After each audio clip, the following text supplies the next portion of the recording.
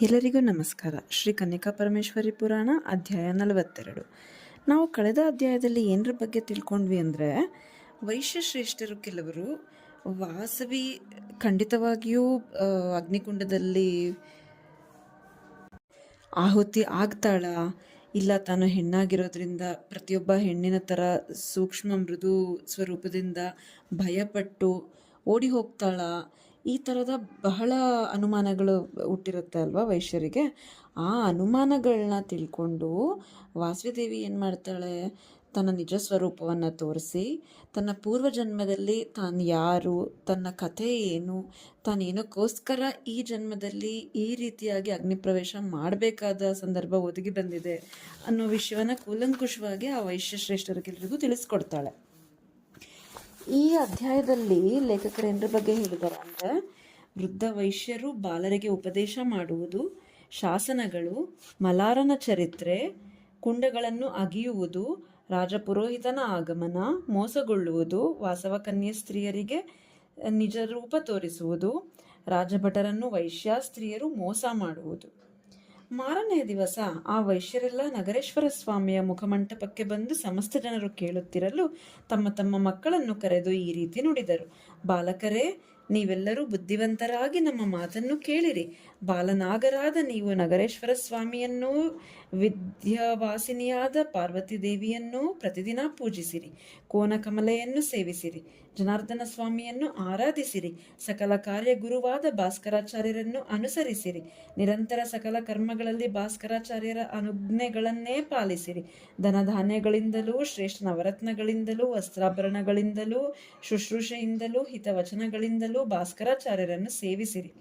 ಗುರುಮುಖದಿಂದ ನಮ್ಮ ಗೋತ್ರ ಪ್ರವರಗಳನ್ನು ಕೇಳಿಕೊಳ್ಳಿರಿ. ಕುಂಟನೂ ಕಿವುಡನೂ ಕುರುಡನೂ ದುರ್ಬಲನೂ ಮೊದಲಾದವರನ್ನು ಮಾತ್ರ ಬಿಟ್ಟು ಸೋದರಿಕೆಯನ್ನು ಬಿಡದೆ ಗುರುವಿನಿಂದ ನಿರ್ಣೇತವಾದ ಸುಮುಹೂರ್ತದಲ್ಲಿ ಕುಮಾರಿಯರನ್ನು ಮದುವೆ ಮಾಡಿಕೊಡಿ. ಕ್ರಯ ವಿಕ್ರಯ ಮಾರ್ಗದಿಂದ ಜೀವನ ಸಾಗಿಸಿರಿ. ಪರೋಪಕಾರ ದಾನಾದಿ ಸತ್ಕಾರ್ಯಗಳನ್ನು ಆಚರಿಸಿರಿ. ಅಸತ್ಯವನ್ನೂ ದುಷ್ಕೃತ್ಯಗಳನ್ನೂ ವಾರ್ಧಕ್ಯದಲ್ಲಿ ಮುನಿಗಳೊಡನೆ ಭಿಕ್ಷಾವೃತ್ತಿಯನ್ನು ಪರಿಗ್ರಹಿಸಿರಿ. ಬಾಲ್ಯದಲ್ಲಿ ವಿದ್ಯಾರ್ಥಿಗಳಾಗಿರಿ, ಯೌವನದಲ್ಲಿ ಭೋಗಿಗಳಾಗಿರಿ. ಆಚಾರದ್ವೇಷಿಗಳಾದ ವೈಶ್ಯರೊಂದಿಗೆ ಸಂಬಂಧವನ್ನು ಮಾಡಬೇಡಿ. ಹೆಚ್ಚೇನು ಆಚಾರ್ಯರು ಹೇಳಿದ ಪ್ರಕಾರ ಸತ್ಪುರುಷ ಧರ್ಮದಿಂದ ವರ್ತಿಸಿರಿ. ಅವರು ಆ ರೀತಿ ಹೇಳಿ ನಂತರ ಭಾಸ್ಕರಾಚಾರ್ಯರನ್ನು ಅವರೊಂದಿಗಿದ್ದ ಸಕಲ ಬ್ರಾಹ್ಮಣರನ್ನು ಕಂಡು, ಇಂದು ಮೊದಲುಗೊಂಡು ನೀವು ಪೂಜಾರ್ಹರಾದ ಗುರುಗಳೂ ಪುರೋಹಿತರೂ ಆಗಿದ್ದೀರಿ. ನೀವು ನಮ್ಮನ್ನು ಬಿಟ್ಟು ಅನ್ಯರಲ್ಲಿ ಯಾಚಿಸದೆ ನಮ್ಮಲ್ಲಿಯೇ ಸತ್ಕಾರ ಪಡೆಯಿರಿ. ಸಾಲಂಕಾಯನ ಮುನೀಂದ್ರನಿಂದ ಹೇಳಲ್ಪಟ್ಟ ನಮ್ಮ ವಂಶಧರ್ಮವನ್ನು, ಯೋಗ್ಯವಾದ ನಮ್ಮ ಕಾರ್ಯವನ್ನು, ವ್ಯಾಸ ಶಿಷ್ಯನಾದ ಸಾಲಂಕಾಯನರು ಶಾಸ್ತ್ರ ಪ್ರಕಾರವಾಗಿ ಹೇಳಿದ ಕರ್ಮಕಾಂಡವನ್ನು ಲೋಕದಲ್ಲಿ ನಿರಾತಂಕವಾಗಿ ಸುಸ್ಥಿರಗೊಳಿಸಿರಿ ಎಂದು ನುಡಿದು, ಆ ವೈಶ್ಯರು ಕೂಡಲೇ ಮರಣಕೃತ ನಿಶ್ಚಯರಾಗಿ ತಮ್ಮ ಮನೆಗಳಲ್ಲಿದ್ದ ಮೇರುಗಿರಿ ಶಿಖರ ಸಮಾನವಾದ ಧನರಾಶಿಗಳನ್ನೂ ರತ್ನಗಳನ್ನೂ ವಸ್ತ್ರಗಳನ್ನು 4 ಭಾಗ ಮಾಡಿ, 1 ಭಾಗವನ್ನು ಭಾಸ್ಕರಾಚಾರ್ಯರಿಗೂ, 2ನೇ ಭಾಗವನ್ನು ಧರ್ಮ ಕಾರ್ಯಗಳಿಗೂ, 3ನೇ ಭಾಗವನ್ನು ತಮ್ಮ ಮಕ್ಕಳಾದ ಬಾಲನಾಗರ ಸುಖಕ್ಕಾಗಿಯೂ, 4ನೇ ಭಾಗವನ್ನು ವೃದ್ಧ ವೈಶ್ಯರ ಪುಣ್ಯಲೋಕ ಕಾರ್ಯಕ್ಕಾಗಿಯೂ ವ್ಯಯಿಸಬೇಕೆಂದು ತಮ್ಮ ಕುಮಾರರಿಗೆ ಆಜ್ಞಾಪಿಸಿದರು. ಆ ವಿಭಾಗವನ್ನು ನೋಡಿ ಭಾಸ್ಕರಾಚಾರ್ಯರು, ನಮಗೆ ಜೀವಿಸುವುದಕ್ಕೆ ವರ್ತನೆಯನ್ನು ಮಾಡಿದರೆ ಸಾಕು, ಈ ದ್ರವ್ಯದಿಂದ ಏನೂ ಪ್ರಯೋಜನವಿಲ್ಲ ಎಂದರು. ಆಗ ಆ ವೈಶ್ಯರು, ಈ ವಿಷಯದಲ್ಲಿ ನಾವು ಶುಭಕರವಾದ ಜೀವನ ಭತ್ಯೆಯನ್ನು ಕೊಡಿಸುತ್ತೇವೆ. ನಮ್ಮ ವೈಶ್ಯ ಕುಲಕ್ಕೆಲ್ಲ ಪೂಜಾರ್ಹವಾದ ಈ ಶಾಸನ ಪತ್ರಿಕೆಯನ್ನು ಪರಿಗ್ರಹಿಸಿರಿ. ಇದು ಆಚಂದ್ರಾರ್ಕವಾಗಿ ಜರುಗಲಿ ಎಂದು ಈ ರೀತಿ ಶಾಸನವನ್ನು ಮಾಡಿದರು. ಸ್ವಸ್ತಿಶ್ರೀ ಪೆನುಗೊಂಡೆ ಎಂದು ಹೆಸರಾದ ಪಟ್ಟಣದಲ್ಲಿ ವಿಂಧ್ಯವಾಸಿನಿಯೊಂದಿಗೆ ಇರುವ ಶ್ರೀ ನಗರೇಶ್ವರ ಸ್ವಾಮಿಯು, ಶ್ರೀ ಕೋನಕಮಲಾದೇವಿಯಿಂದ ಒಡಗೂಡಿದ ಜನಾರ್ದನ ಸ್ವಾಮಿಯು, ವಿಘ್ನೇಶನು, ಸೂರ್ಯ, ಚಂದ್ರ, ಅಂಗಾರಕ, ಬುಧ, ಬೃಹಸ್ಪತಿ, ಶುಕ್ರ, ಶನಿ, ರಾಹು, ಕೇತುಗಳೂ ಈ ಪೆನುಗೊಂಡ ಪಟ್ಟಣದಲ್ಲಿ ಇರುವ ವೈಶ್ಯರಿಗೆ ದೀರ್ಘಾಯುಷ್ಯ ಕೀರ್ತಿಯನ್ನು ನಿರಂತರ ಕರುಣಿಸಲಿ.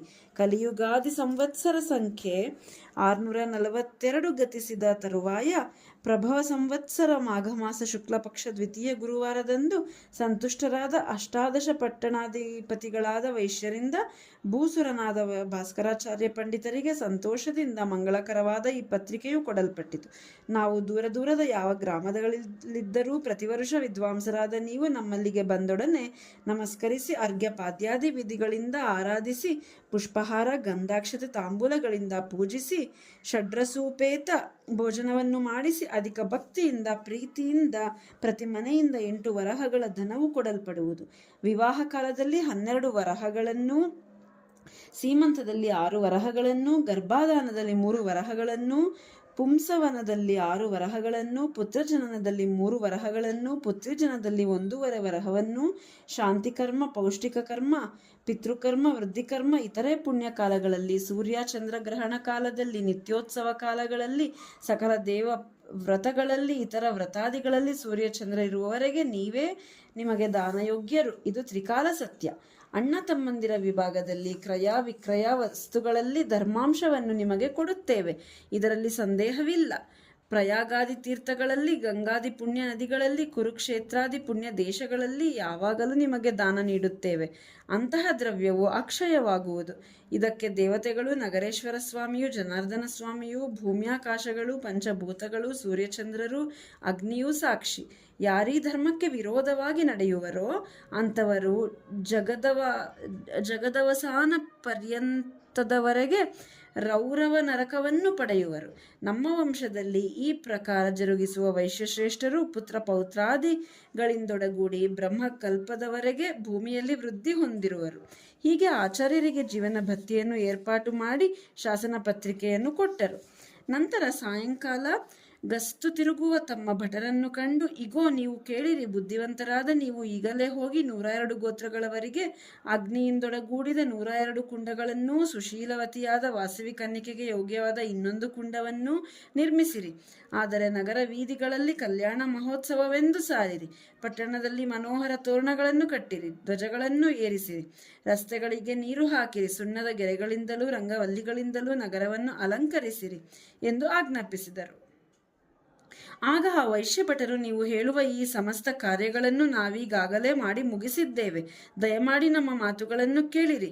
ಮಲ್ಹಣನೆಂದು ಹೆಸರಾದ ವೈಶ್ಯವೃದ್ಧನಿಗೆ ನಿಷ್ಠನಾದ ತಮ್ಮ ತಂದೆ ವಿಂಧ್ಯವಾಸಿನಿ ದೇವಿಯನ್ನು ಪೂಜಿಸಿ ಆಕೆಯಿಂದ ಮಹಾಪರಾಕ್ರಮವಂತರಾದ ವೈಶ್ಯಶ್ರೇಷ್ಠರು ಯಾವಾಗ ಅಗ್ನಿಪ್ರವೇಶವನ್ನು ಪಡೆಯುವರೋ ಆಗ ಅವರೊಂದಿಗೆ ನಿನಗೂ ಮೋಕ್ಷ ದೊರೆಯುವುದು ಎಂಬ ವರವನ್ನು ಪಡೆದಿರುವನು.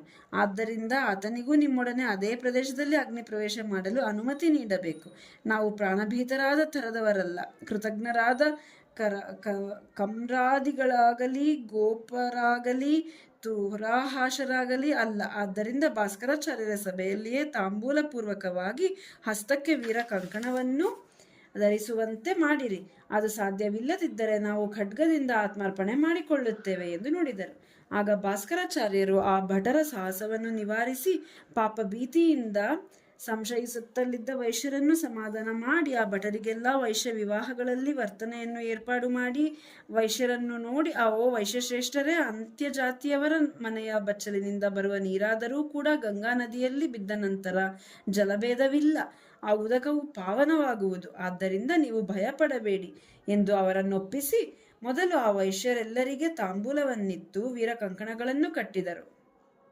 ಆ ವೈಶ್ಯಶ್ರೇಷ್ಠರು ಕಂಕಣಧಾರಿಗಳಾಗಿ ಭಾಸ್ಕರಾಚಾರ್ಯರನ್ನು ನೋಡಿ, ಓ ವಿಪ್ರೋತ್ತಮ, ನೀನು ಹೇಳಿದಂತೆ ಭೃಗುಪಾತ, ಜಲಪಾತ, ಅಗ್ನಿಪಾತ, ಪ್ರಾಯೋಪವೇಶ ಎಂಬ 4 ವಿಧವಾದ ಮರಣ ವ್ರತಗಳಲ್ಲಿ ಅಗ್ನಿಪ್ರವೇಶ ಮರಣವು ನಮ್ಮಿಂದ ನಿಶ್ಚಯಿಸಲ್ಪಟ್ಟಿತು. ಓ ಗುರುವರ್ಯ, ಯಾವ ಕ್ಷೇತ್ರದಲ್ಲಿ ದೇಹತ್ಯಾಗ ಮಾಡಿ ಸರ್ವಾಧಿಕವಾದ ಕೈಲಾಸ ಸ್ಥಾನವನ್ನು ಪಡೆಯುವೆವೋ ಆ ಸ್ಥಾನವನ್ನು ನಿರ್ಣಯಿಸಿ ಹೇಳಿರಿ ಎಂದು ಬೇಡಿದರು.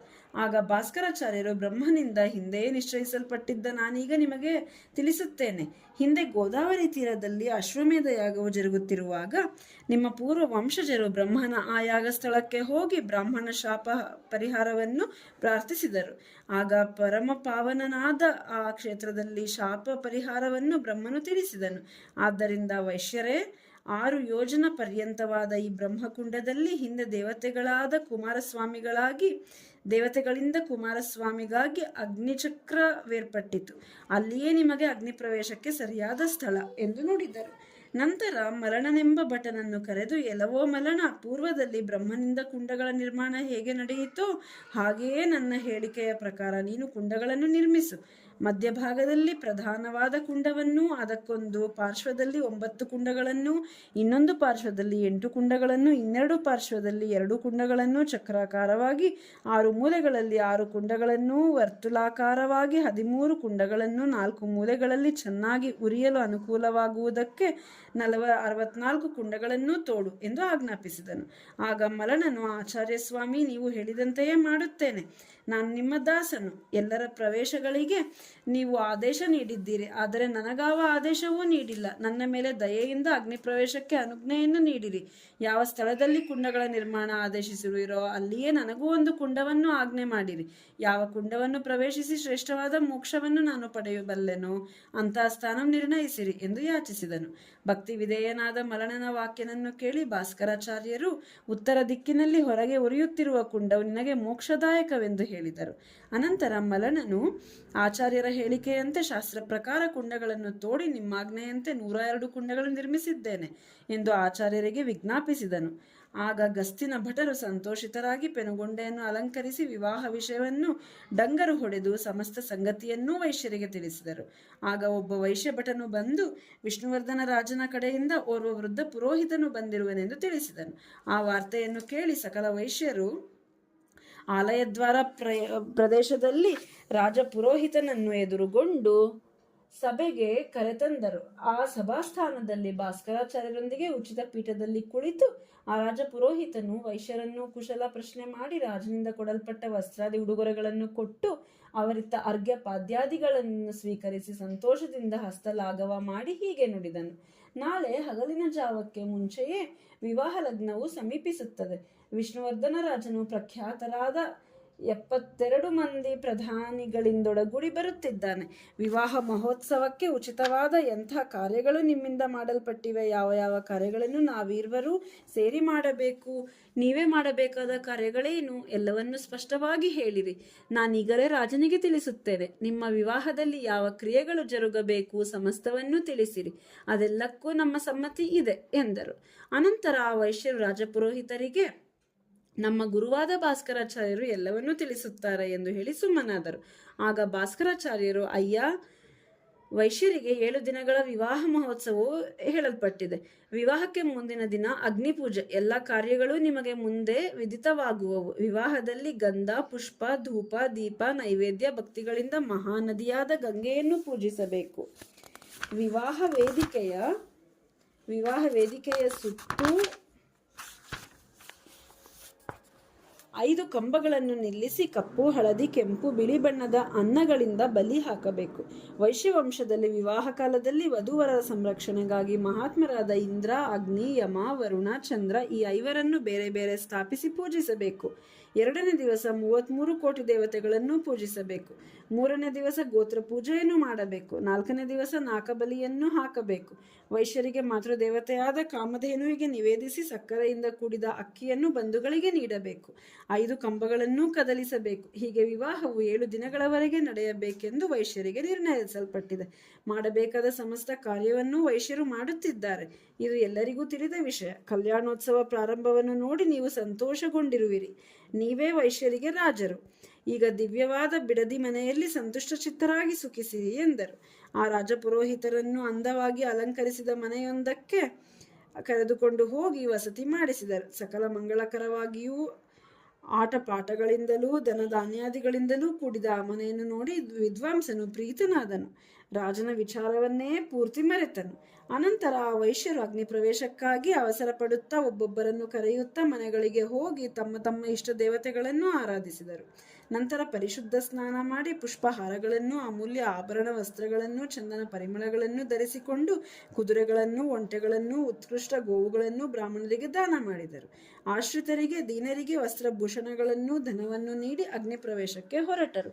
ಆಗ ವಾಸವಿಯನ್ನು ಅಲಂಕರಿಸುವುದಕ್ಕಾಗಿ ಹಿರಿಯ ಮುತ್ತೈದೆಯರಾದ ಕುಸುಮಾಂಬೆ ಮೊದಲಾದ ಸ್ತ್ರೀಯರು ಆನಂದದಿಂದ ಬಂದರು.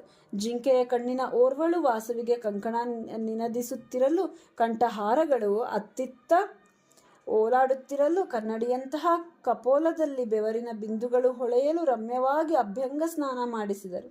ಮತ್ತೋರ್ವಳು ಪರಿಮಳಯುಕ್ತ ಅರಿಶಿಣವನ್ನು ಲೇಪಿಸಿ ಸ್ನಾನ ಮಾಡಿಸಿದಳು. ಇನ್ನೋರ್ವಳು ಮುಖದ ಮೇಲೆ ಕಸ್ತೂರಿ ತಿಲಕವನ್ನಿಟ್ಟಳು. ಮತ್ತೋರ್ವಳು ಪ್ರಕಾಶಿಸುವ ಮಣಿಮಯ ಕರ್ಣಾಭರಣಗಳನ್ನು, ಅನರ್ಘ್ಯ ಮುತ್ತಿನ ರತ್ನ ಹಾರಗಳನ್ನು, ರತ್ನಖಚಿತ ಹಸ್ತಭೂಷಣಗಳನ್ನು, ಮಣಿಮಯ ಅಂದಿಗೆಗಳನ್ನು, ಬಂಗಾರದ ಕಂಠಿ ಹಾರವನ್ನು ತೊಡಿಸಿದಳು.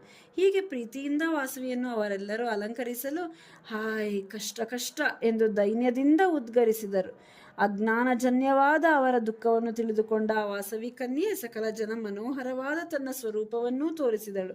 ಚತುರ್ಭುಜದ ವಿಶಾಲ ನೇತ್ರದ ಕಿರುನಗೆಯ ದಿವ್ಯಾಭರಣದ ಸುಂದರವತಿಯಾದ ಮನೋಹರ ನಾಸಿಕಾಭರಣದ ಅದ್ಭುತ ಮಕರನತ್ತಿನ ಆ ದೇವಿ ಆ ಸಕಲ ಸ್ತ್ರೀಯರ ತೊಡೆಯ ಮೇಲೆ ಕುಳಿತಂತೆ ಭಾಸಿತಳಾದಳು. ಆ ದೇವಿಯನ್ನು ಕಂಡು ಆ ಸ್ತ್ರೀಯರೆಲ್ಲ ಆನಂದಿತರಾದರು.